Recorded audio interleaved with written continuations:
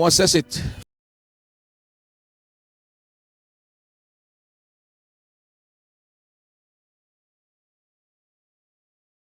ونعرف ظروفها ايه واحوالها ايه. ازيك يا ستي؟ تسلم يا شيخ. الله يكرمك. اسمك ايه؟ منى الله.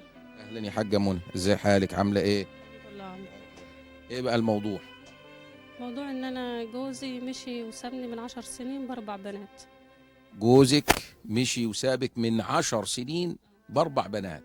لا اله الا الله. مم. وانا كنت بشتغل عليهم ومعايا بنت مخطوبة. كنت بشتغل عليهم وبصرف عليهم، بس دلوقتي ما اما جاني الغضروف في ظهري 3 غضاريف. مش قادرة اشتغل ولا قادرة اساعدهم بأي حاجة. يعني انت من 10 سنين اللي قايمه بالبيت والمصاريف؟ الاولاد هم بيتعلموا؟ مش بيتعلموا الاربعة. البنت الكبيره في سنه ايه؟ في سنة اولى سنة. واللي بعد منها؟ في اولى اعدادي.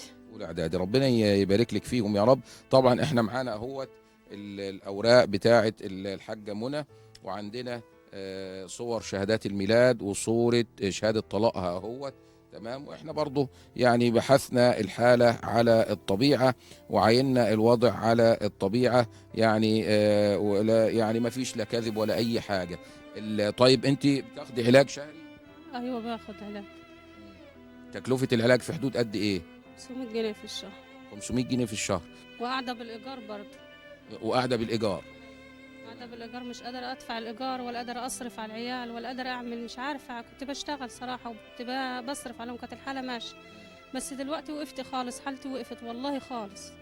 امال عايشين ازاي دلوقتي؟ بشتغل شغل خفيف على قد كده، مثلا ب1000 جنيه في الشهر، يا دوبك بنصرف منه بالعافية.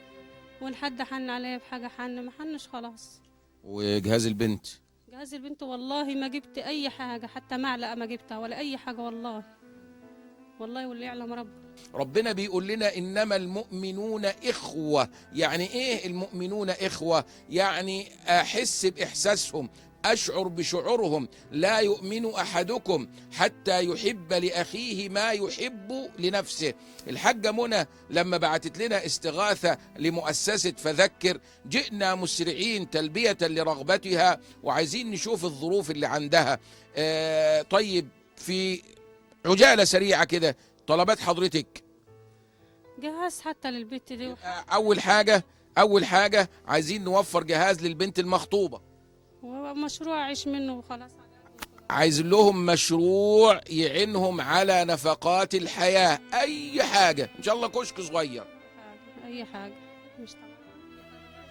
بس أنا وبناتي بس وخلاص. يا رب يسترنا واياكم في الدنيا والاخره، والسامعين والحاضرين والمشاهدين.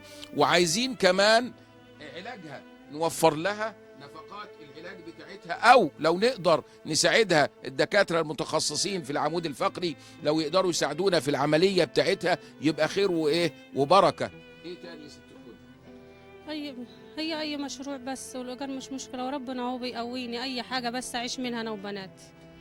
طبعا بنناشد أهل الخير وأهل البذل وأهل العطاء وأهل الفضل من حضراتكم، فعايزين نوفر للست منى والبناتها حياة كريمة. وأنا عايز أبشر الست منى وأبشر حضراتكم برضه.